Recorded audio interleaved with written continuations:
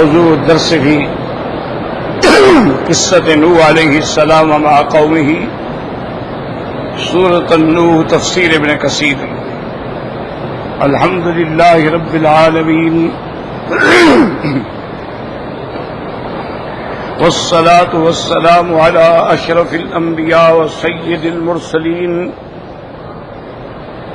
سیدنا محمد وعلى آلہ واصحابہ اجمعین. اللهم صل على سيدنا محمد وعلى آل سيدنا محمد كما صليت على إبراهيم وعلى آل إبراهيم في العالمين إنك حميد مجيد. أعوذ بالله من الشيطان الرجيم. بسم الله الرحمن الرحيم. قال نوح رب إنهم عصوني واتبعوا من لم يزده ماله وولده إلا خسارا ومكروا مكرا كبارا وقالوا لا تذرن آلهتكم ولا تذرن ودا ولا سواء ولا يغوث ويعوق ونسرا وقد أضلوا كثيرا ولا تزد الظالمين إلا ضلالا. قال المؤلف والمفسر رحمه الله تعالى أدام النفع بعلومه وعلومكم في الدارين آمين إلى أن قال يقول تعالى مخبرا عن نوح عليه السلام أنه أنهى إليه وهو العليم الذي لا يعزب عنه شيء أنه مع البيان المتقدم ذكره والدعوة المتنوعة المشتملة على الترغيب تارة والترهيب أخرى إنهم عصوه وخالفوه وكذبوه واتبعوا أبناء الدنيا ممن غفل عن أمر الله ومتع بمال وأولاد وهي في نفس الأمر استدراج وإنذار لا إكرام. ولهذا قال تبارك وقال واتبعوا من لم يزده ماله وولده إلا خسارا. اب مفسر رحمت اللہ علیہ ان آیات کی تفسیر فرماتے ہیں کہ اللہ خبر دے رہے ہیں نوح علیہ السلام کے بارے میں کہ نوح علیہ السلام نے پھر اللہ تبارک و تعالیٰ کی طرف رجوع کیا. حالانکہ اللہ کی ذات جو ہے وہ سب جاننے والی ہے، اس سے کوئی چیز بھی چھپی ہوئی نہیں ہے. اور اس سے پہلے جو آپ پڑھ چکے ہیں کہ حضرت نوح علیہ السلام نے مختلف طریقے سے قوم کو دعوت دی، ترغیب کے طور پہ بھی دعوت دی، ترہیب کے طور پہ بھی دعوت دی، لیکن انہوں نے نافرمانی کی، مخالفت کی، تکذیب کی، اور دنیا میں اور دنیا کی اہل و عیال میں اور دنیا کے مال میں غافل ہو گئے. وہ یہ سمجھے کہ بس سارا کچھ ہماری کامیابی ہے، حالانکہ یہ نہ سمجھے کہ استدراج ہوتا ہے. اللہ اپنے نافرمانوں کو مال بھی دیتے ہیں، اولاد بھی دیتے ہیں، طاقت بھی دیتے ہیں، یہ اس کی طرف سے امتحان ہے. لیکن جب پکڑتے ہیں تو پھر کچھ بھی کام نہیں آتا ہے. اس لیے حضرت نوح علیہ السلام نے عرض کیا کہ واتبعوا من لم يزده ماله وولده الا خسارا. میرا اللہ انہوں نے مجھے چھوڑ کے اپنے مال و اہل و اولاد کو ترجیح دی، حالانکہ وہ تو ان کے خسارے کا سبب ہے. اب مفسر رحمۃ اللہ علیہ فرماتے ہیں کوریا و ولدہ وولدہ دونوں جائز ہیں. وقوله تبارک وتعالی ومکروا مکرا کبارا. قال مجاہد کبارا عظیما. اور نوح علیہ السلام نے کہا کہ یا اللہ انہوں نے بہت بڑی خطرناک اور بڑی تدبیر کی ہے توحید کا راستہ روکنے کے لیے. وقال ابن زید کبارا کبیر یعنی بڑا. بل عرب تقول امر عجیب عجاب نجاب رجل حسان حسان جمال جمال. تو یہ کہا جاتا ہے کبارا کبارا کبیر، یہ سارے مستعمل ہیں عرب کے اندر، یعنی لغت عرب کے اندر. لیکن معنی یہ ہوگا وَمَكَرُوا مَكْرًا كُبَّارًا بِأَتْبَاعِهِمْ فِي تَسْوِيلِهِمْ لَهُمْ أَنَّهُمْ عَلَى الْحَقِّ وَالْهُدَى كَمَا يَقُولُونَ لَهُمْ يَوْمَ الْقِيَامَةِ بَلْ مَكْرُ اللَّيْلِ وَالنَّهَارِ إِذْ تَأْمُرُونَنَا أَن نَّكْفُرَ بِاللَّهِ وَنَجْعَلَ لَهُ أَندَادًا وَلِهَذَا قَالَ وَمَكَرُوا مَكْرًا كُبَّارًا وَقَالُوا لَا تَذَرُنَّ آلِهَتَكُمْ وَلَا تَذَرُنَّ وَدًّا وَلَا سُوَاعًا وَلَا يَغُوثَ وَيَعُوقَ وَنَسْرًا وَهَٰذِهِ أَسْمَاءُ أَصْنَامِهِمْ الَّتِي كَانُوا يَعْبُدُونَهَا مِن دُونِ اللَّهِ۔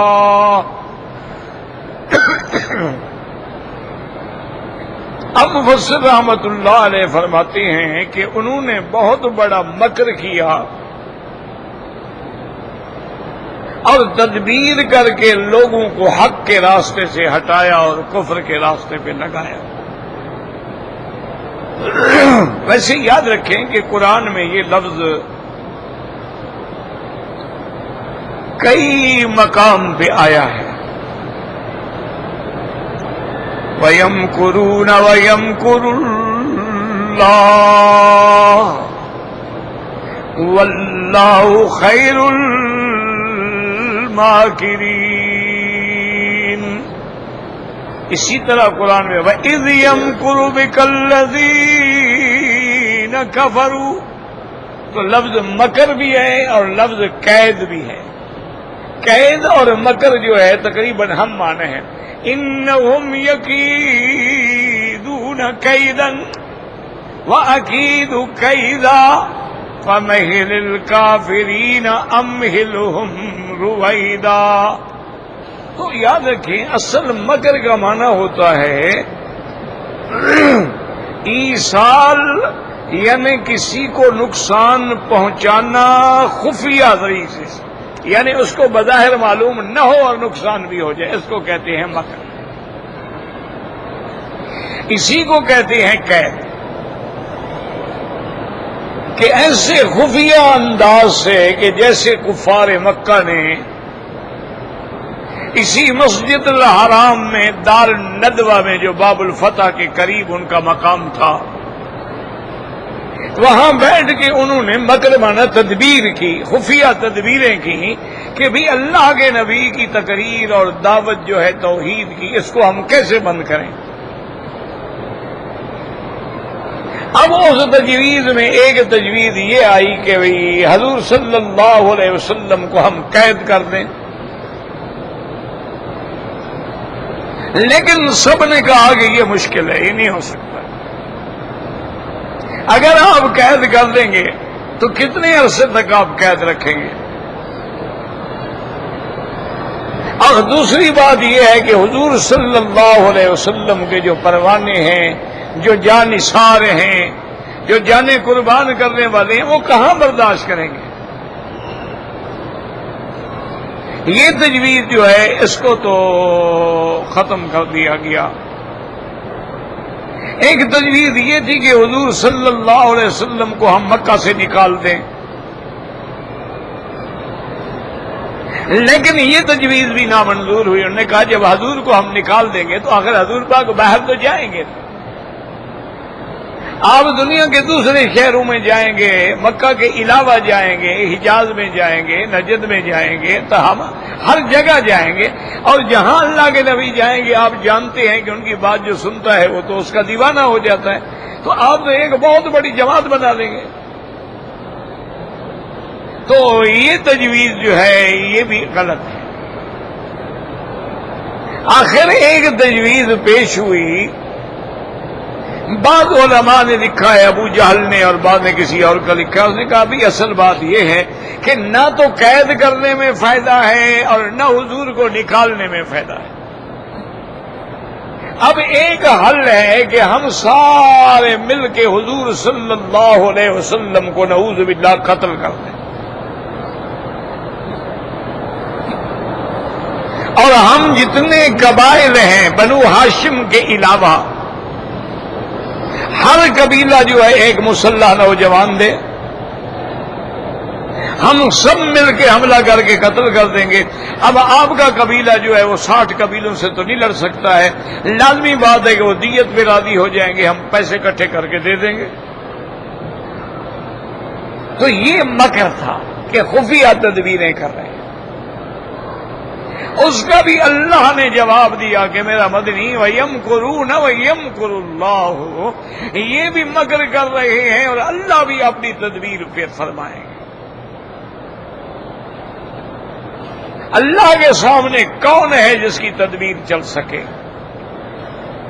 تو یہاں جو لفظ آیا ہے کہ نوح علیہ السلام نے فرمایا وَمَكَرُوا مَكْرًا كُبَّارًا، انہوں نے بہت بڑا مکر کیا. تو مکر تو خفیہ ہوتا ہے.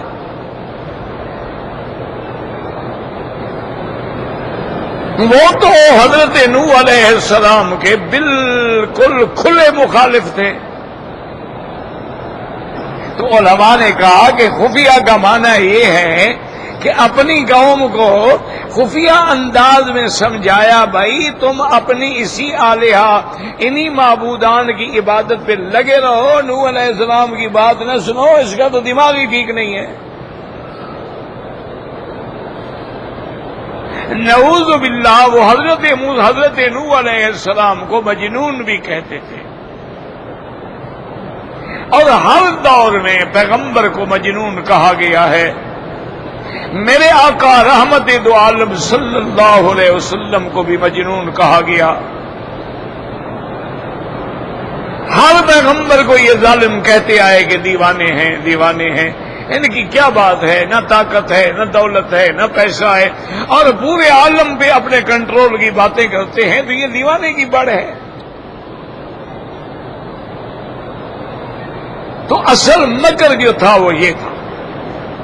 اور پھر انہوں نے اپنی قوم کو سمجھایا کہ لا تذرن آلہتکم، تم اپنے ان معبودان باطلہ کو مت چھوڑنا، اپنے باپ دادے کے طریقے کو نہ چھوڑنا، ود سوا یغوث نصر کی عبادت کو نہ چھوڑنا، یہی تمہارے باپ دادے کا راستہ ہے. تو انہوں نے قوم نے حضرت نوح علیہ السلام کے خلاف یہ بڑا ہی عظیم مکر کیا اور پوری قوم کو ایمان لانے سے روک دیا، اور ان کو ان آلہہ معبودان باطل کی عبادت پہ جما دیا، اور اس لیے کہا کہ بھی ان کو نہ چھوڑو، تمہارا باپ دادا سب اسی راستے پہ تھے. قال البخاری رحمہ اللہ تعالی حدثنا ابراہیم قال حدثنا هشام عن ابن جریج وقال عطاء عن ابن عباس صارت الاوثان التي كانت في قوم نوح في العرب بعد. حضرت ابن عباس فرماتی ہیں کہ یہ بتوں کی عبادت جو قوم نوح میں تھی، ان کے بعد پھر یہ آہستہ آہستہ آہستہ عرب کے اندر بھی آ گئی. اما ودن جو تھا وکانت لکلب دومت الجندل، یہ دومت الجندل کا جو قبیلہ ہے ان کا خدا تھا. واما سواء وکانت لحذیل، اور سوا جو ہے وہ بنی حذیل کا خدا تھا. اما یغوث وکانت لمراد، بنی مراد کا خدا یغوث تھا.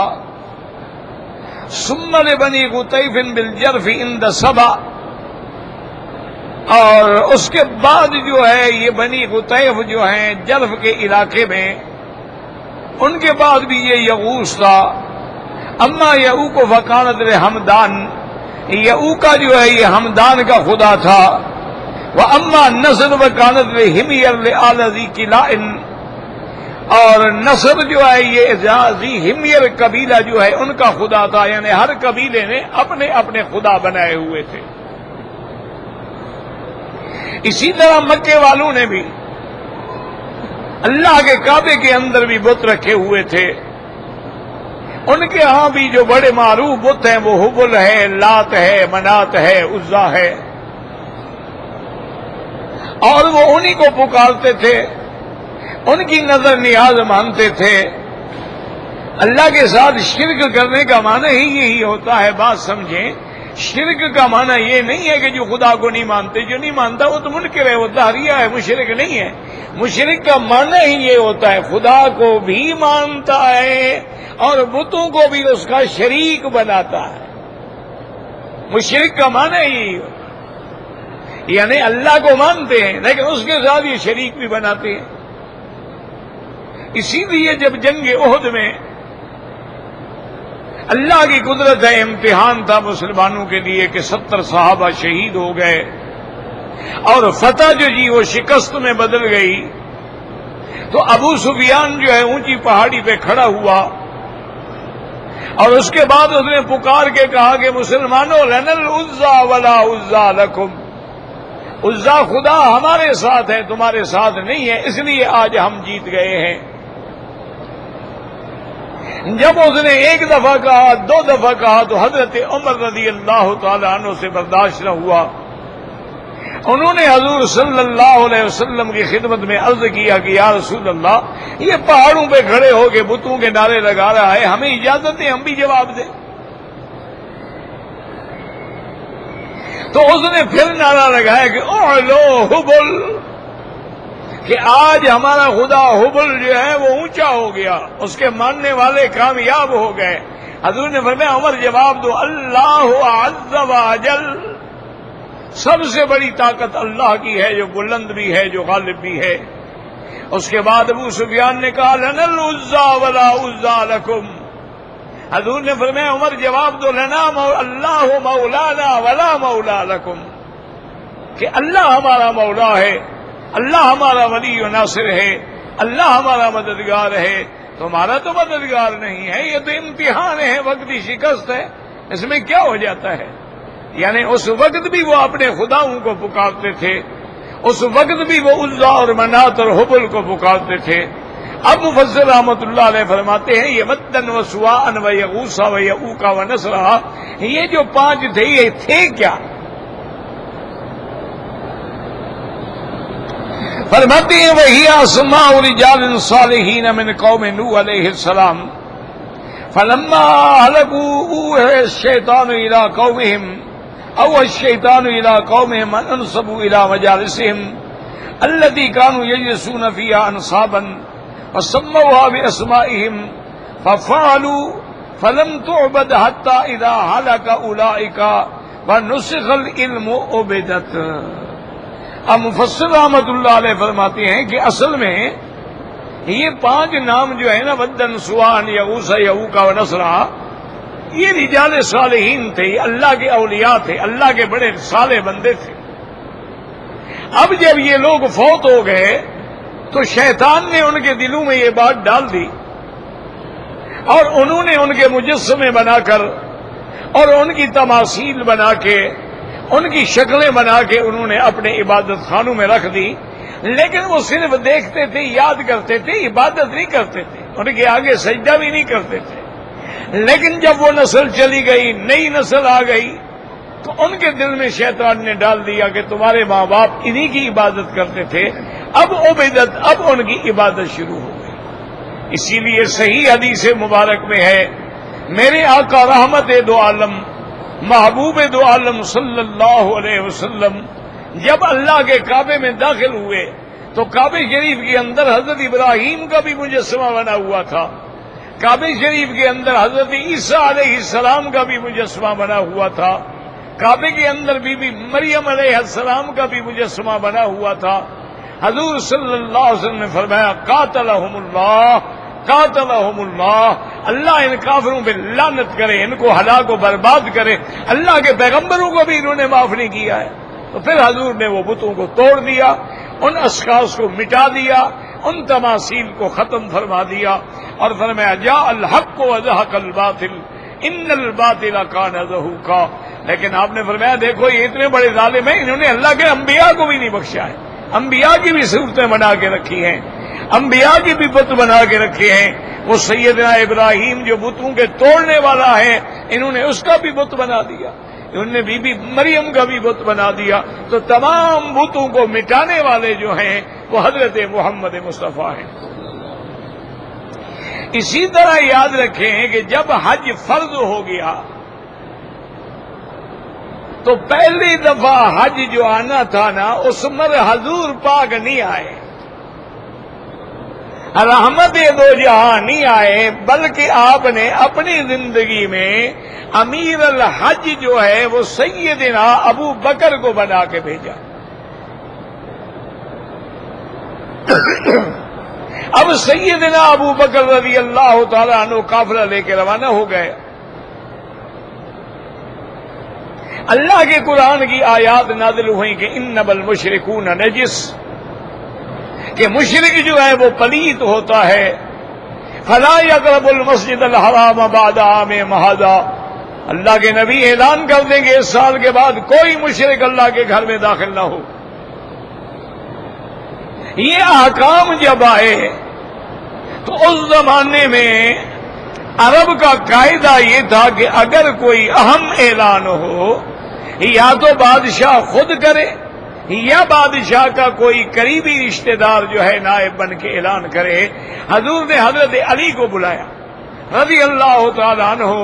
آپ نے فرمایا حضرت علی تمہارے ذمے کچھ کام ہیں، تم میرے نمائندہ بن کے جاؤ مکے میں، لیکن تم حضرت ابو بکر کے تابع رہو گے، امیر ابو بکر ہی رہے گا رضی اللہ عنہ. حضرت علی نے پوچھا کہ حضور کیا کام ہے؟ آپ نے فرمایا ایک تو مکے میں جاؤ، راستے میں بھی اور مکے میں بھی اور کعبہ شریف میں بھی ہر جگہ اللہ تذا تمثالاً، کوئی تصویر کوئی بت جو ہے سب توڑ ڈالو اور مٹا ڈالو. ولا تذا قبرا مشرفا الا سویتہ، اور کوئی قبر جو اونچی بنی ہوئی اس کو بھی توڑ دو اور صرف علامت کی حد تک رہنے دو، باقی جتنی اونچی قبریں ہیں سب کو توڑ ڈالو. ولا قبرا مشرفا الا سویتہ ولا تمثالا الا مسختہ. اور مکے میں بھی، مینا میں بھی، عرفات میں بھی، مشاعر مقدسہ میں بھی ہر جگہ اعلان کر دو کہ انما المشرکون نجس فلا یقربوا المسجد الحرام بعد عامہم ھذا. مشرکو اب تمہارا داخلہ بھی اللہ کے حرم میں منع ہے. تو یہ اعلان تمہارے ذمے ہے. حضرت علی رضی اللہ تعالیٰ عنہ احرام باندھ کے اپنے ساتھیوں کے ہمراہ حضرت ابو بکر کو راستے میں آ کے ملے. حضرت ابی بکر رضی اللہ تعالیٰ عنہ نے پوچھا امیر انت ام مامور یا علی، حضرت علی کیا تمہیں حضور نے امیر بنا کے بھیجا ہے تو میں تمہارے تابع ہوں؟ تو حضرت علی نے عرض کیا بل مامور یا ابی بکر. آپ نے فرمایا کہ نہیں، مجھے امیر نہیں بنایا گیا، امیر آپ ہیں، میں آپ کے تابع ہوں، لیکن اللہ کے نبی نے ان اعلانات کے لیے مجھے بھیجا ہے. تو حضرت علی نے ساری قبروں کو برابر کیا، تمام تماثیل کو مٹا ڈالا، تمام بتوں کو توڑ ڈالا اور ہر جگہ کھڑے ہو کے اعلان کر دیا کہ انما المشرکون نجس، مشرک پلید ہے، معنوی پلید ہے، یہ اللہ کے حرم میں داخل نہیں ہو سکتا، مسجد الحرام میں داخل نہیں ہو سکتا، اللہ کے گھر میں داخل نہیں ہو سکتا ہے. حضور صلی اللہ علیہ وسلم نے اعلان کر دیا. تو اس لیے ہمیشہ یاد رکھیں کہ اس زمانے میں بھی یعنی بتوں کا یہ عالم تھا کہ جب مکہ فتح ہو گیا، اب کعبے کے اندر اور کعبے کے باہر اور صفا پہ اور مروہ پہ جو بت تھے وہ تو ختم ہو گئے. حضور پاک نے حضرت خالد بن الولید کو بلایا. آپ نے فرمایا کہ خالد ایسا کرو کہ مکے اور طائف کے درمیان میں ایک جگہ ہے، وہاں پر عزا جو ہے خدا ہے نا ان کا، اس کا سب سے بڑا مندر وہاں ہے، وہاں جا کے تم عزا کو مٹا دو. حضرت خالد فرماتے ہیں میں چند ساتھی لے کے پہنچا. مکے اور طائف کے درمیان میں بڑا کھجوروں کا جھنڈ تھا، بڑا ہی درخت تھے، اس کے اندر ایک بڑی عمارت بنی ہوئی تھی، یہی اس عزا کا جو ہے مندر تھا، اس کے اندر بت تھے. میں نے جا کے ان بتوں کو بھی توڑ ڈالا اور اس عمارت کو بھی گرا دیا، واپس آ گیا. حضور نے پوچھا کہ ما فعلت یا خالد، تم نے کیا کیا؟ میں نے کہا یا رسول اللہ میں نے مندر گرا دیا، بتوں کو بھی توڑ ڈالا ہے. آپ نے فرمایا تم نے کچھ بھی نہیں کیا، میں نے کہا تھا عزا کو ختم کرنا ہے. یا رسول اللہ آپ نے فرمایا دوبارہ جاؤ. اب حضرت خالد بن ولید دوبارہ آئے. وہ فرماتے ہیں کہ میں جب دوبارہ آیا تو میں نے کیا دیکھا کہ ایک عورت ہے بڑی بد شکل اور اس کے بال کھڑے ہوئے ہیں اور اس نے مٹی سر پہ ڈالی ہوئی ہے، کپڑے اس کے پھٹے ہوئے ہیں، شکل دیکھنے سے ایسے لگتی ہے جیسے کوئی بھوت ہو، اور وہ جناب چیخ چیخ کے کہہ رہی ہے کہ عزا اگر آج تو نے ہماری مدد نہ کی تو پھر تو ہمارا نام بھی ختم ہو جائے گا۔ حضرت علی فرماتے ہیں میں قریب گیا اور میں نے تلوار کے ساتھ حملہ کیا، اس کی گردن اڑا دی، ٹکڑے ٹکڑے کر دیا۔ اس کے بعد واپس آیا، حضور نے فرمایا ہاں کیا ہوا؟ میں نے کہا ایسی بات واقع ہوئی۔ اب نے وہی تو عزا تھی۔ یہ لوگ اصل میں انسانوں کی پوجا کرتے ہیں، ان کے نام انہوں نے رکھے ہوئے ہیں، ان کا نام عزا رکھ لیا، منات رکھ لیا، حبل رکھ لیا۔ اچھا، اور جاہلیت کا یہ عالم ہے کہ ایک ان کا خدا جو ہے نا جی، ایک بت جو ہے اساف اور ایک کا ہے نائلہ، ایک صفا پہ تھا ایک مروہ پہ تھا۔ اچھا، اصل قصہ کیا ہے کہ یہ اساف اور نائلہ جو ہے، ایک مرد ہے ایک نائلہ عورت ہے، ان دونوں نے اللہ کے کعبے کے اندر زنا کیا تھا۔ اللہ نے ان کو پتھر بنا دیا تو کافروں نے ان کو بھی خدا بنا دیا، ایک کو صفا پہ رکھ دیا ایک کو مروہ پہ رکھ دیا کہ یہ بھی ہمارے خدا ہے۔ قوموں کا جب دماغ خراب ہوتا ہے نا، پھر یہی عالم ہوتا ہے کہ وہ مخلوق جن پہ اللہ کا قہر آیا ہے اس کی عبادت ہو رہی ہے، وہ مخلوق جو اللہ کی نافرمان ہے اس کی عبادت ہو رہی ہے۔ تو اس لیے اللہ تبارک و تعالی نے نوح علیہ السلام کے واقعے میں بیان فرمایا ہے کہ یہ جو اصل آتے ہیں یہ کانوا رجالا صالحین، یہ اللہ کے اولیاء تھے، اللہ والے تھے، عباد اللہ تھے، ان کے مرنے کے بعد ان کی عبادت شروع ہو گئی۔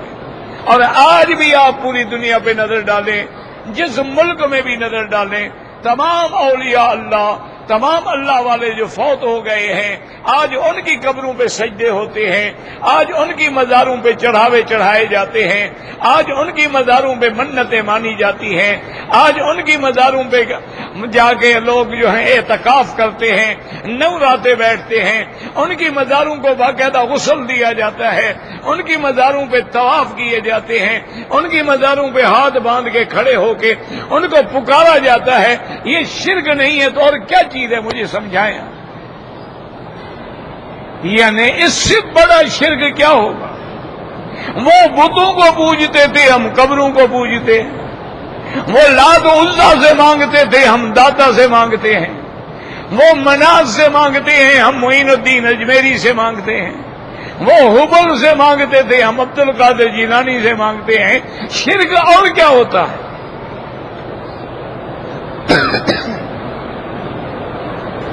اللہ کی ذات میں اور صفات میں شریک کرنا جو ہے یہی شرک۔ اب مثلا یہ سمجھیں کہ علام الغیوب، عالم الغیب، علیم بذات الصدور کون ہے؟ اگر کوئی بندہ عقیدہ رکھے کہ انبیاء بھی عالم الغیب ہیں، مشرک ہو گیا۔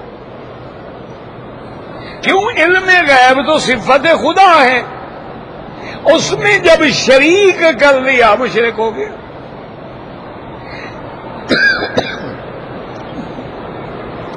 حضرت ابراہیم علیہ السلام نے جب کعبہ بنایا تو کیا دعا کی؟ ربنا تقبل منا انک انت السمیع العلیم۔ یا اللہ ہماری اس محنت کو قبول فرما۔ سننے والا کون ہے؟ تو ہے، اور جاننے والا تو اب پکار سننے والا کون ہے؟ تو جب ہم نے یہ عقیدہ رکھا کہ پیران پیر بھی سنتے ہیں، حضرت داتا بھی سنتے ہیں ہماری پکار اور ہماری مدد کرتے ہیں، اسی کا نام تو شرک ہے۔ اور شرک کیا ہوتا ہے؟ یعنی عجیب بات ہے، انہوں نے ایک وظیفہ لکھا ہے کتابوں میں،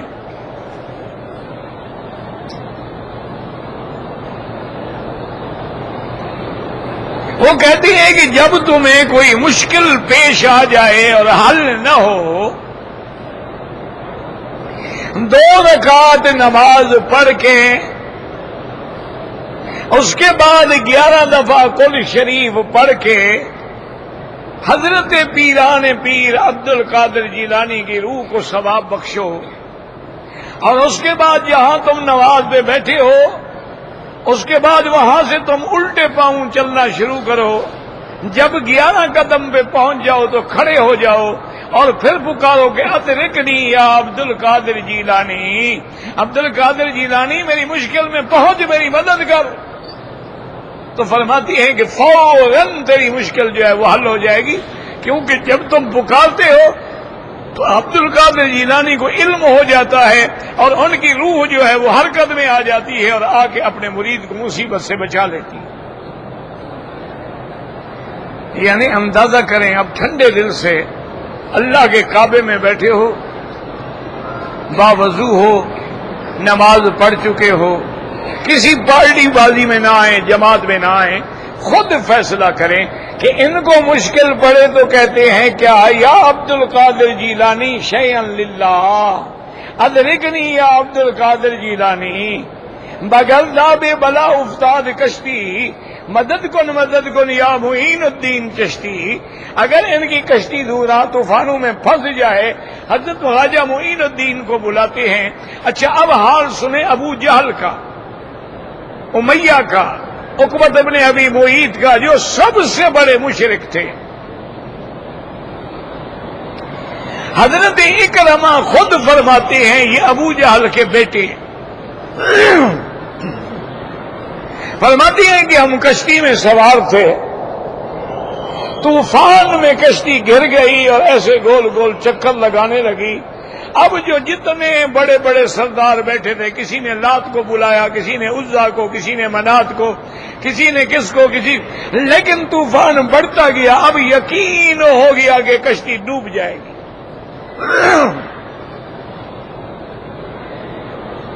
جب یقین ہو گیا تو سب کہنے لگے بابا چھوڑو سب کو، اب اللہ کو پکارو۔ یہ قرآن میں ہے، اذا رکبوا فی الفلک، جب یہ کشتی میں سوار ہوتے ہیں اور کشتی ڈوبتی ہے، دعوا اللہ مخلصین لہ الدین، خالص اللہ کو پکارتے ہیں۔ اسی طرح دوسری جگہ قرآن میں ہے، یہ کوئی ہیر رانجھا نہیں، اذا غشیہم موج کالظلل، جب دریا کی موجیں ایسے آ جاتی ہیں جیسے بادل ہوتے ہیں اور ڈوبنے کا خطرہ ہوتا ہے، دعوا اللہ مخلصین لہ الدین، خالص اللہ کو پکارتے ہیں۔ اللہ فرماتے ہیں فلما نجاہم، اور جب میں ان کو نجات دے کے خشکی پہ پہنچا دیتا ہوں پھر شرک کر دے۔ لیکن آپ مجھے بتائیں کہ بڑا مشرک کون ہے؟ ابو جہل تو ڈوبنے لگے کس کو پکارتا ہے؟ اور ہمارا مشرک ڈوبنے لگے تو معین الدین کو پکارتا ہے، تو بڑا مشرک کون ہوا؟ آپ خود فیصلہ کریں، ہم نہیں کرتے، اللہ نے آپ کو عقل نہیں دیا۔ یعنی وہ ڈوبتے ہوئے مرتے وقت تو چلو خدا کو پکار لیتے ہیں نا، ہمارا ظالم تو مرتے وقت بھی خدا کو نہیں پکارتا،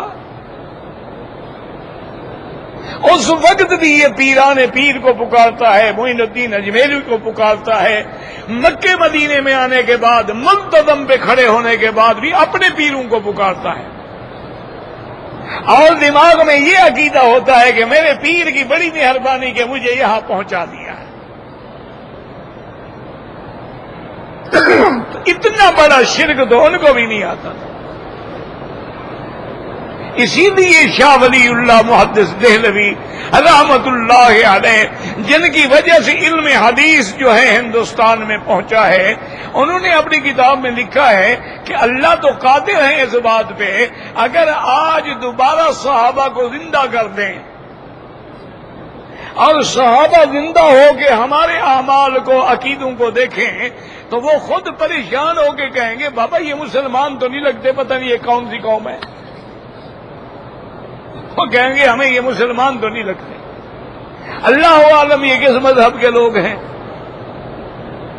جب وہ ہمارے لوگوں کو دیکھیں کہ ہمارے قبروں پہ سجدے ہیں، قبروں پہ غلاف چڑھائے جا رہے ہیں، قبروں پہ پھولوں کی چادریں چڑھائی جا رہی ہیں، منتیں غیر اللہ کی مانی جا رہی ہیں، غیر اللہ کے نام پہ نظریں دی جا رہی ہیں، کوئی حضرت حسین کے نام پہ نظر چڑھاتا ہے اور کوئی پیران پیر کے نام پہ نظر چڑھاتا ہے، کوئی یا مولا علی پکارتا ہے، کوئی یا عبد القادر جیلانی پکارتا ہے، تو شرک کیا بلا ہے آخر؟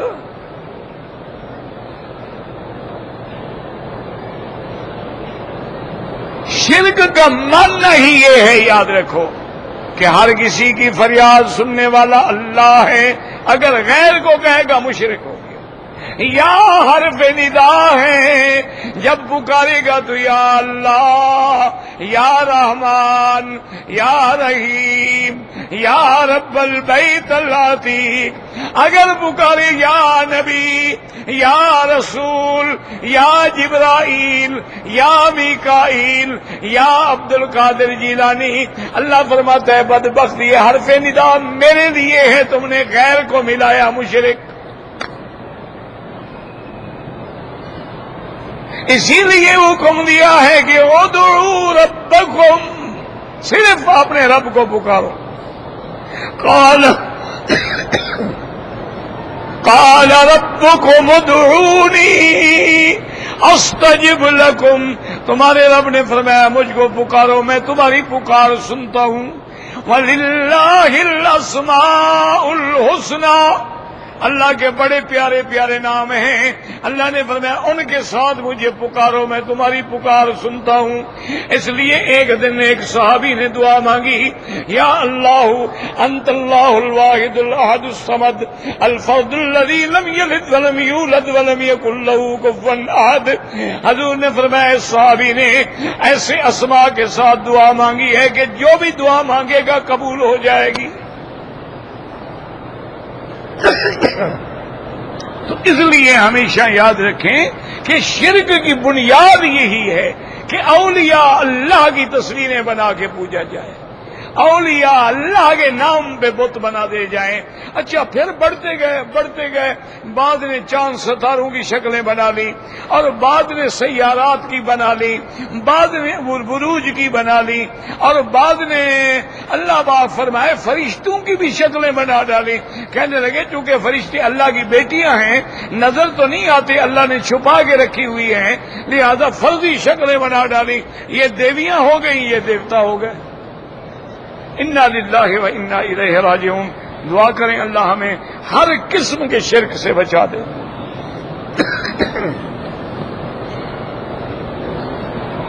دعا بھی کیا کریں اللہ شفا دے، گلے میں کافی تکلیف ہے۔ هو الشافی، اس کے سوا شفا دینے والا بھی تو کوئی نہیں۔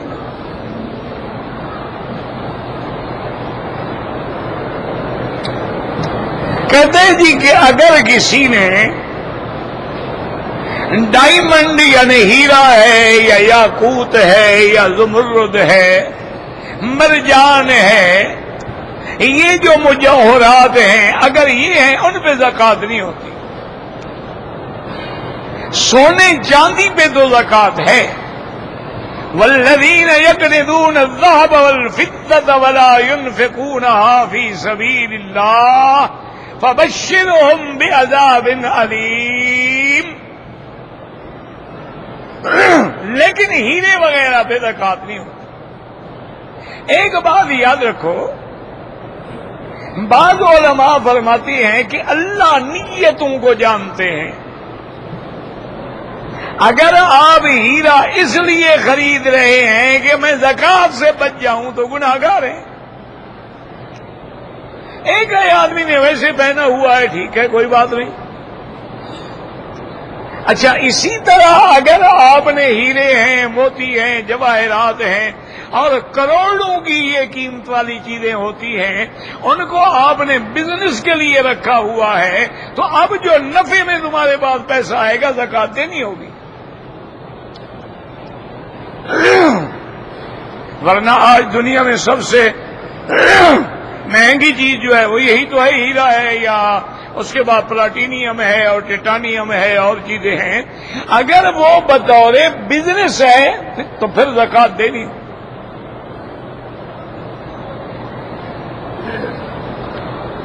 اصل میں لوگ جو ہے نا جی، اللہ کے فرائض سے بچنے کے لیے خود ایسے بہانے بناتے ہیں۔ اب ہمارے ملکوں میں جتنے بڑے آدمی ہیں نا، یہ ابھی رمضان شریف قریب آ رہا ہے نا، تو ان کو انشاءاللہ بلڈ پریشر کی شکایت ہو جائے گی اور ہارٹ کی سپیڈ بڑھ جائے گی، اور جی کیا کریں، ڈاکٹر نے کہا ہے کہ آپ روزہ نہیں رکھ سکتے۔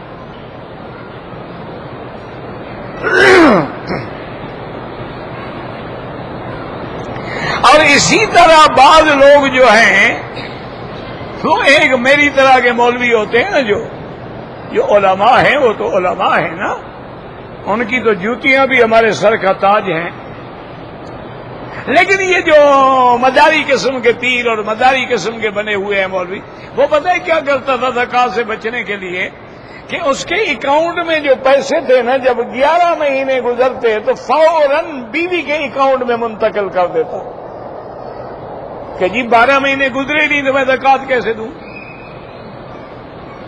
سارا سال گزرے گا تو زکات دیں گے نا، سال تو گزرا نہیں، پیسہ چلا گیا مجھ سے۔ اچھا، اب جب 11 مہینے بیوی کے گزرتے وہ خاوند کے اکاؤنٹ میں جمع کر دیتی۔ لیکن کیا ان ہیلوں کو، بہانوں کو اللہ نہیں جانتے؟ اللہ تبارک۔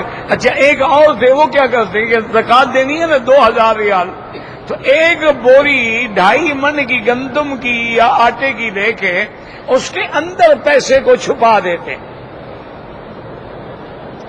اور کسی غریب کو بلا دے، بھائی ادھر آؤ ادھر آؤ، یہ زکات کا مال ہے لے جاؤ۔ انہوں نے کہا جی بڑی مہربانی حضرت، لیکن یہ 2.5 من کی بوری ہے، میں کمزور آدمی ہوں، میں 2.5 من کی بوری اٹھا تھوڑی سکتا ہوں، میں جاتا ہوں کوئی ریڈی شیڈی، کوئی گاڑی شاڑی، کوئی گدا گاڑی کوئی ڈھونڈ کے لے آتا ہوں، اور آگے پھر میں لے جاتا ہوں کہ تمہاری مرضی، بہرحال میں نے تم کو یہ زکات دے دی ہے، یہ جو کچھ بھی اس کے اندر ہے نا، جتنا ہے سب میں نے تم کو دے دیا۔ انہوں نے کہا بڑی مہربانی حضرت، میں جا کے ابھی کوئی ریڈی تلاش کرتا ہوں۔ وہ جب جانے لگا پھر بلا لے، ادھر آؤ بھائی ادھر آؤ، دیکھو بات سنو، گدا گاڑی لاؤ گے، پھر اس کو لادو گے، پھر لے جاؤ گے، پھر بیچو گے، اس کا کتنا ریٹ ہوگا؟ انہوں نے کہا جی 100 روپے مل جائیں گے۔ انہوں نے کہا جی یار 100 روپے مجھ سے لے لو، مجھ کو بیچ دو۔ اس کو 100 روپیہ دے دیا، وہ بوری بیچ کے واپس خود لے لی، اندر جو پیسے بھائی میں نے زکات دے دی تھی، اب میں نے خریدا ہے۔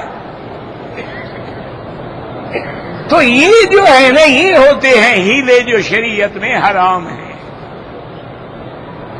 بعض ہیلے ایسے ہوتے ہیں جو شریعت کے اندر جائز ہے، سمجھو۔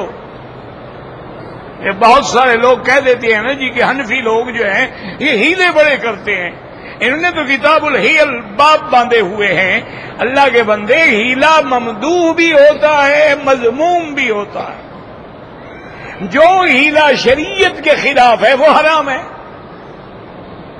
جو شریعت کے مطابق ہے وہ جائز ہے۔ مثلا ایوب علیہ السلام نے ایک دفعہ توحید کے لیے، اللہ کی وحدانیت کے لیے، ان کی بیوی نے آ کے کہا کہ مجھے ایک بزرگ ملا تھا، اس نے کہا کہ حارث کی نام کی منت مان لو اور اس کے نام پہ کوئی چیز جو ہے قربان کر دو، صدقہ کر دو، تو تیرا خامن جو ہے اچھا ہو جائے گا۔ حضرت ایوب جوش میں آ گئے، فرمایا تمہیں پتہ ہے وہ کون تھا؟ وہ شیطان تھا، اور تمہیں شرک کا سبق پڑا گیا۔ میں اللہ کو چھوڑ کے غیر اللہ کے نام پہ منت مانوں؟ مجھے اللہ نے صیت دی تو میں تجھے 100 کوڑے ماروں گا۔ تم مجھے بہکانا چاہتی ہو؟ اللہ کی شان ہے، حضرت ایوب کو صیت مل گئی۔ جب صیت مل گئی تو آپ نے اپنی بیوی سے کہا کہ دیکھو میں اللہ کا پیغمبر ہوں، اور اللہ کے نبی کبھی غلط بات نہیں کہتے، میں نے باقاعدہ کہا تھا کہ تمہیں 100 کوڑا ماروں گا، میں تو اب 100 کوڑا تمہیں ماروں گا ہر حال میں۔ انہوں نے کہا جی ٹھیک ہے۔ اللہ نے قرآن نازل کر دیا، خود بیدک ضغثا فاضرب بہ ولا تحنث۔ اللہ نے خود ہیلا سکھلایا۔ اللہ نے فرمایا میرے نبی ایوب علیہ السلام، کھجور کا گوشہ لے لو جس میں 100 چھڑیاں ہوں، ایک دفعہ مار لو بس تمہاری قسم پوری ہو گئی۔ تو اب یہ بھی تو ہیلا ہے، لیکن یہ ہیلا اللہ سکھلا رہے ہیں، تو اس لیے ہیلا مذموم بھی ہوتا ہے اور ممدوح بھی ہوتا ہے۔ جو شریعت کے مطابق ہیلے ہیں وہ جائز ہیں، جو خلاف ہیں وہ خلاف ہیں، سیدھی سی بات ہے۔ اللہ نے حضرت یوسف علیہ السلام کو خود ہیلا سکھایا تھا نا، کذالک کدنا لیوسف۔ اللہ فرماتے ہیں ہم نے آپ کو تدبیر سکھلائی کہ اپنا برتن ان کے سامان میں ڈال دو، پکڑ لو اور پھر بھائی کو لے لو، تو یہ بھی ہیلا تھا۔ تو اس لیے ہمیشہ یاد رکھے کہ جو زکات سے بچنے کے ہیلے ہیں وہ تو بالکل حرام ہیں۔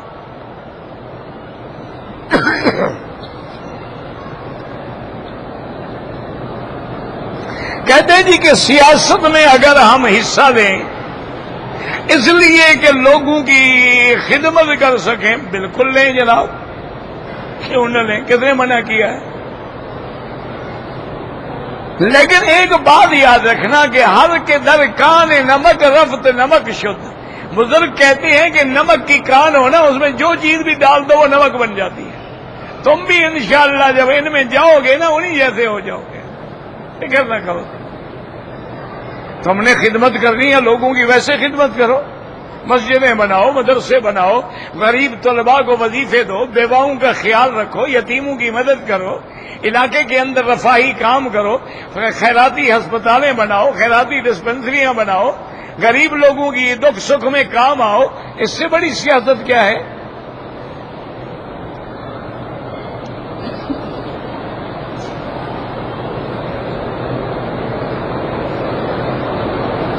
طواف کے 7 چکر جو ہیں یہ ایک لحاظ سے شروع کرنے کے بعد اللہ کا چونکہ حکم ہے وَلْيَطَّوَّفُوا بِالْبَيْتِ الْعَتِيقِ، تو اس لیے علماء فرماتے ہیں یہ فرض ہے، لیکن اکثر علماء کہتے ہیں واجب ہے۔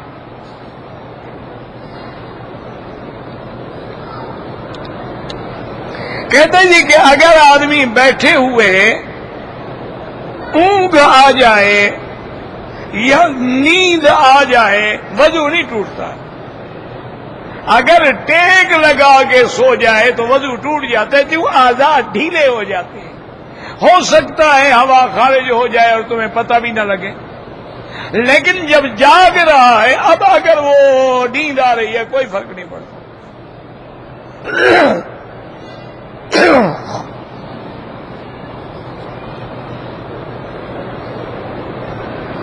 زندہ آدمی کے لیے کوئی عمرہ نہیں، سیدھا طریقہ سیکھ لو تاکہ ہر اعتراض سے بچ جاؤ گے، کیونکہ بعض علماء فرماتے ہیں کسی دوسرے کے لیے عمرہ کرنا جائز ہی نہیں،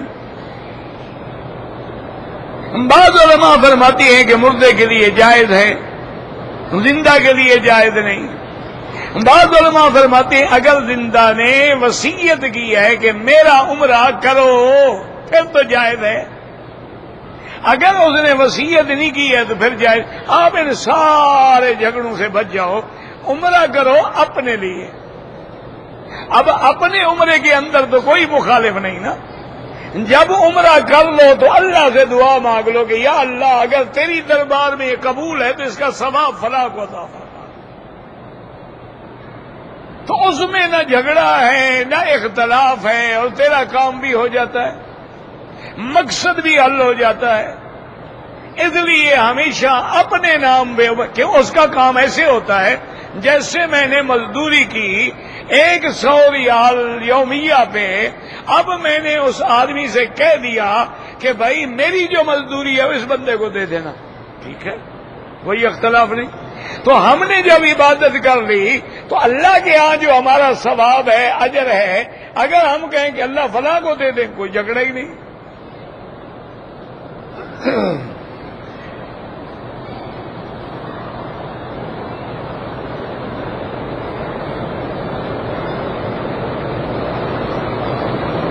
کہتے ہیں جی کہ بعض عورتیں جو ہیں وہ زنا کروانے کے بعد آج کل جدید میڈیکل طریقے سے وہ اپنے کنوار پٹی کو بحال کرا دیتی ہیں کہ خاوند یہ سمجھے کہ بھئی یہ عورت تو کنواری ہے، اس نے کبھی گناہ ہی نہیں کیا، اس کو پہلی رات باقاعدہ پڑتا ہے، بکارت جو ہے زائل ہوگا، خون بھی آئے گا۔ تو کیا جی یہ خیانت نہیں ہے؟ یہ بڑی عجیب بات ہے یار، جو زنا کروا رہی ہے وہ کم گناہ ہے کہ تم خیانت کو رو رہے ہو، یعنی عقل کی بات ہے نا بھائی۔ جب وہ زانیہ ہے تو ایسی زانیہ کا تمہیں پتہ بھی چل گیا ہے تو پھر نکاح کرنے کا کیا ضرورت ہے؟ کیونکہ قرآن کہتے ہیں الزانیۃ لا ینکحو الا زان، زانیہ عورت جو ہے وہ زانی مرد سے نکاح کرتی ہے، اور زانی مرد جو ہے وہ زانیہ عورت سے نکاح کرتا ہے، اور مومن جو ہے طیبات جو ہیں الطیبات للطیبین والطیبون للطیبات، وہ پاکیزہ عورتیں ڈھونڈتے۔ اچھا ویسے بات سنو، بعض اوقات لڑکی بالکل پاک ہے، بالکل بے گناہ ہے، سیڑھیاں چھلانگ کے چڑھی پردہ ٹوٹ گیا، ایسا بھی ہو جاتا ہے، یہ کوئی علامت تو نہیں ہے پاک بازی کی۔ بعض اوقات عورت کو سیلان دم یعنی حیض کا خون اتنی زور سے آتا ہے کہ وہ پردہ زائل ہو جاتا ہے، یہ کوئی دلیل تو نہیں ہے۔ تو جو ایسے بہانے بنا رہی ہے اپنے آپ کو ہر وقت کنوارا ثابت کرنے کے لیے، آج تو جناب تم نے تو صرف اتنا ہے، وہ اندر ٹانکے بھی لگوا لیتی ہیں اور کیپسول بھی رکھوا لیتی ہیں تاکہ باقاعدہ خون نکلے۔ تو ایسی خبیثہ عورتوں سے شادی کرنے کی ضرورت کیا ہے تمہیں؟ لعنت بھیجو ایسے لوگوں پہ، اچھے گھرانے تلاش کرو۔ آدمی کا کنوار پن مجھے نہیں پتا وہ کیا ہوتا ہے، مجھے نہیں پتا کہ آدمی کیسے کنوارا بن جاتا ہے یا کیسے کنوار اس کا زائل ہو جاتا ہے، مجھے تو پتا نہیں ہے۔ کسی ڈاکٹر سے پوچھو یا اس فن کے کسی اور حکیم کو ڈھونڈو۔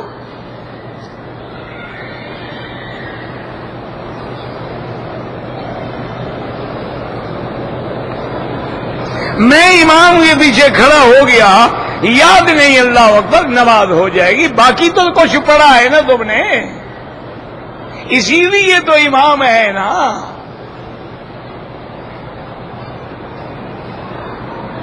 اگر میں وتر ہمیشہ تہجد کی نماز کے بعد پڑھتا ہوں، نیند آ گئی، وتر رہ گئے ہیں، تو آپ دن میں قضا کریں وتر، کیونکہ امام ابو حنیفہ رحمت اللہ علیہ کے نزدیک وتر واجب ہے اور واجب کی قضا ہے، باقی ائمہ کے نزدیک وتر سنت ہے اور سنت کی کوئی قضا نہیں، وہ کہتے ہیں رہ گئے تو رہ گئے۔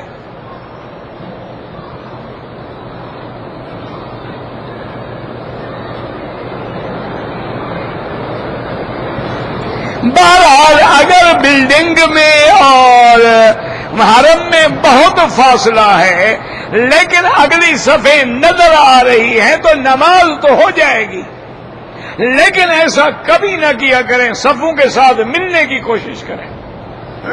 ایک ہے ہو جانا، ایک ہے ثواب صحیح معنی میں ملنا۔ وہ تم جتنی اللہ کے کعبے میں آؤ گے، جتنی کعبے کے قریب آؤ گے، جتنی صفوں کا اتصال ہوگا اتنا اجر زیادہ ہوگا۔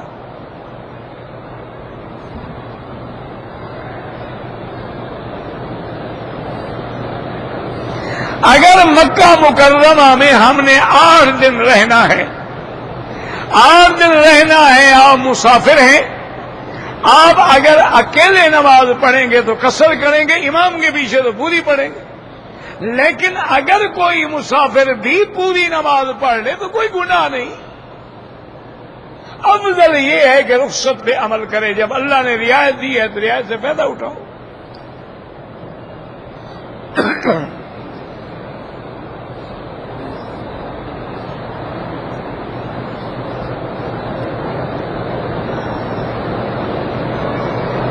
نفل نماز ہر وہ نماز جو فرض واجب اور سنت کے بعد ہے وہ نفل ہے۔ مثلا ابھی آپ نے مغرب پڑھی، مغرب کی نماز کے بعد 2 رکعت سنت جو ہے وہ مؤکدہ ہے، اس کے بعد آپ جتنی پڑھیں گے وہ نفل ہے، پڑھتے رہیں، عشاء تک پڑھتے رہیں۔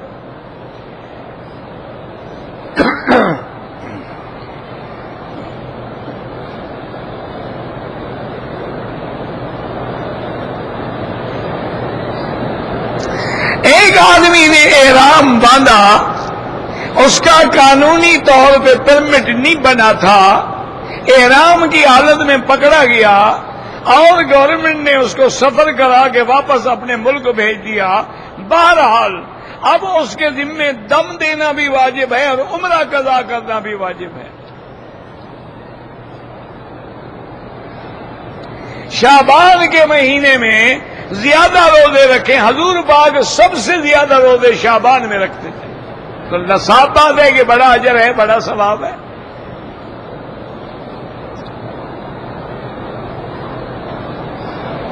اگر کوئی عورت جراب کے ساتھ صفا مروہ دوڑ لے، اگر مجبوری ہے، کوئی حرج نہیں. آپ بھی جوتے پہن کے دوڑ سکتے ہیں، شرط ہے کہ پاک ہوں. زمزم سے وضو کرنا بالکل جائز ہے.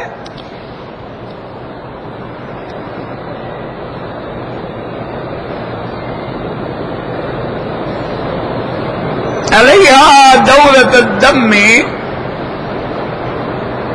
9 ایام لا يكون بعد العشرة هذه الدورة، یعنی انتہا المدت 10 ایام.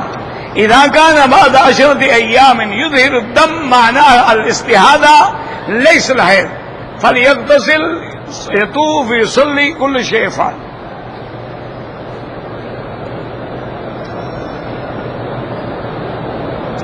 کہتا ہے جی کہ حضور پاک نے ایک کم سن لڑکی جس کی عمر بہت چھوٹی تھی، سیدہ عائشہ سے کیوں شادی کی؟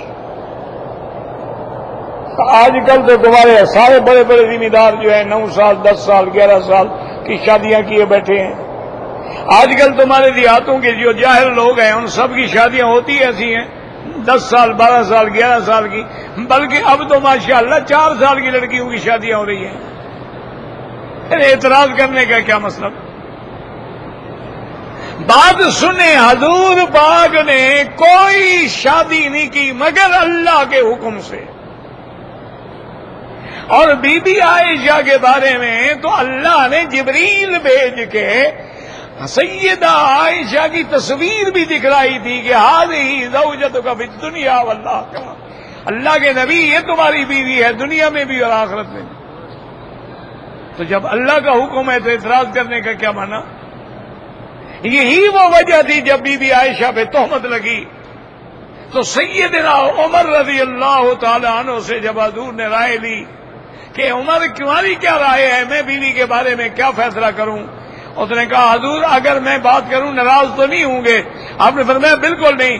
تو حضرت عمر نے عرض کیا یا رسول اللہ، بی بی عائشہ سے شادی آپ نے خود کی ہے یا اللہ کی مرضی سے کی ہے؟ حضور نے فرمایا اللہ کے حکم سے. تو حضرت عمر نے کہا یا رسول اللہ ہمیں اپنی اولاد کے لیے نیک لڑکیاں مل جاتی ہیں، اللہ کو اپنے نبی کے لیے پاک لڑکی نہیں ملی. یہ تو اللہ کا حکم تھا، تم اعتراض کرنے والے کون ہو؟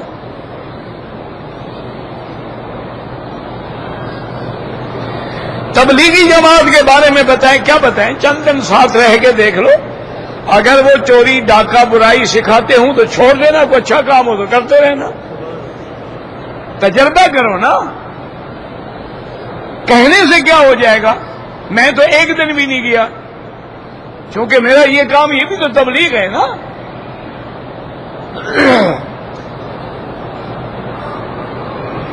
خانہ کعبہ کے ماں سوائے حجر اسود کے کسی جگہ بوسہ نہیں دے سکتے. اگر میں کویت سے آیا ہوں، اب میں دوبارہ عمرہ مسجد عائشہ سے کرنا چاہوں بالکل جائز ہے، نفلی عبادت ہے، نہ کرو مرضی کرو مرضی.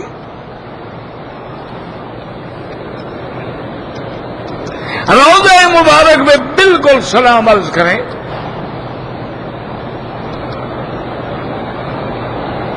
بہرحال دعا کیا کریں، میری طبیعت جو ہے اللہ عالم. بہرحال یہ بھی اس کی حکمتیں ہیں، بیماری میں بھی حکمتیں ہیں اور شفا میں بھی حکمتیں ہیں، لیکن ہم عاجز لوگ ہیں، ہم برداشت نہیں کر سکتے، اس لیے شفا مانگتے ہیں. ایک آدمی نے بیوی کو 2 طلاقیں دی ہیں، بالکل ٹھیک ہے، سلو ہو سکتی ہے، رجوع کر لیں.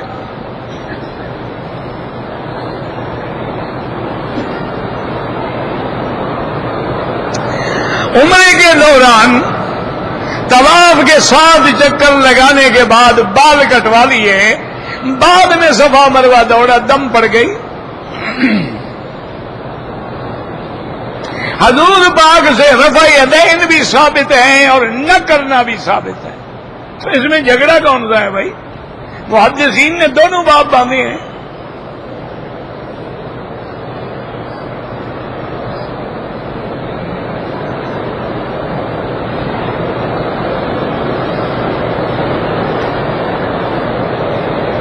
بہرحال عمرہ کرنے کے بعد آپ گنجے نہیں ہوئے کوئی بات نہیں، لیکن بال کاٹے کہ نہیں کاٹے؟ اگر آپ نے بال کاٹے تھے تو کوئی دم نہیں، بالکل نہیں کاٹے اور ساری رات گزر گئی، صبح کو آپ نے بال کاٹے ہیں تو پھر دم پڑ گئی۔ اگر آپ نے بال تھوڑے تھوڑے کاٹ لیے تھے لیکن آپ صبح پھر آپ نے اس طرح پھروا دیا، پھر کوئی دم نہیں۔ لیکن اگر آپ نے بال بالکل کاٹے ہی نہیں اور کپڑے پہن کے سو گئے اور رات گزر گئی تو دم پڑ گئی۔ اللہم صلی علی سیدنا محمد وعلی آل سیدنا محمد کما صلیت علی ابراہیم وعلی آل ابراہیم فی العالمین انک حمید مجید۔ یا اللہ یا رحمان یا رحیم یا حی یا قیوم یا ذی الجلال والاکرام، اللہم مذہب الباس رب الناس اشف انت شافی لا شفاء الا شفاؤک شفاؤک لا یغادر سقما، اللہم اشفنا واشف مرضانا ومرضى المسلمین، اللہم ارحم ضعفنا واجبر کسرنا واشفنا واشف مرضانا وارحم موتانا واستجب دعاءنا ولا تخیب رجاءنا برحمتک یا ارحم الراحمین۔ یا اللہ بیماروں کو شفا عطا فرما، یا اللہ اس عاجز کی ظاہری باطنی روحانی جسمانی بیماریاں پریشانیاں اپنی رحمت سے دور فرما، یا اللہ بے دینوں کو دین عطا فرما، بے اولادوں کو اولاد عطا فرما، جن کی اولادیں ہیں ان کو صالح بنا، جن کے گھروں میں بچیاں ہیں ان کے رشتے آسان فرما، بے روزگاروں کو روزگار عطا فرما، قرض داروں کے قرض ادا فرما، یا اللہ تمام اسلامی ملکوں کی حفاظت فرما، یا اللہ اس بلد الامین کو قیامت تک ہر فتنے سے محفوظ فرما، یا اللہ مسلمان جس ملک میں ہیں ان کی جان مال آبرو عزت کی حفاظت فرما، یا اللہ ہمیں مانگنا نہیں آتا بغیر مانگے عطا فرما، یا الہ العالمین یا ارحم الراحمین، جب موت کی گھڑی آئے زبان پہ جاری فرما دے لا الہ الا اللہ محمد الرسول اللہ صلی اللہ تعالی علی خیر خلقہ سیدنا محمد وآلہ وصحبہ